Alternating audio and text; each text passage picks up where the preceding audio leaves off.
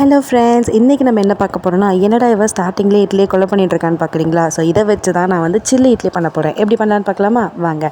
கொஞ்சமாக எண்ணெய் விட்டு எண்ணெய் சூடானதுக்கப்புறமா இந்த கடுகு போட்டுக்கோங்க. இது நல்லா வெடிக்கட்டும்னு சொல்லிவிட்டு நம்ம காய்கறிலாம் சேர்க்கலாம். அதுக்கு நான் வெங்காயம், பச்சை மிளகாய், கேரட், பீன்ஸ், அதுக்கப்புறம் டொமேட்டோ, கேப்சிகம் இதெல்லாமே எடுத்து வச்சுக்கிட்டேன். இப்போ நம்ம அந்த வெங்காயத்தை சேர்த்து நல்லா வதக்கிக்கணும். இது வந்து கலர் சேஞ்ச் ஆகிற அளவுக்கு நல்லா ஃப்ரை பண்ணிக்கோங்க. இப்போ இது கூடவே இஞ்சி பூண்டு பேஸ்ட்டையும் சேர்த்து நல்லா மிக்ஸ் பண்ணி விட்டுக்கோங்க. இப்போ நம்ம மீதி இருக்கிற வெஜிடபிள்ஸ்லாம் ஆட் பண்ணிக்கலாம். கேரட், பீன்ஸ் அண்ட் பச்சை மிளகாய், கேப்சிகம் எல்லாத்தையும் ஆட் பண்ணி இந்த மாதிரி நல்லா ஒரு தடவை மிக்ஸ் பண்ணி விட்டுருங்க.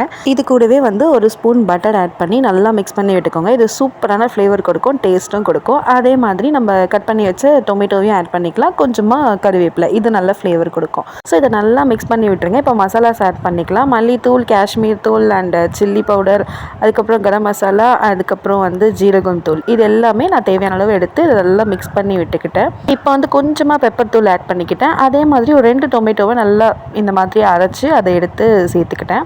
இது கூட கொஞ்சமாக தண்ணி விட்டு இதை நல்லா மிக்ஸ் பண்ணி விட்டுக்கோங்க. ஸோ எனக்கு இந்த கன்சிஸ்டன்சி கரெக்டாக இருந்துச்சு. அதனால் நான் வந்து எந்த அளவுக்கு டொமேட்டோ பியூரி எடுத்தனோ அதில் அதே அளவுக்கு தண்ணியுமே நான் விட்டுக்கிட்டேன். கொஞ்சமாக உப்பு போட்டு இதை நல்லா மிக்ஸ் பண்ணி விட்டுருங்க. ஒரு 2 மினிட்ஸ் விட்டிங்கன்னா இந்த மாதிரி வந்துடும்.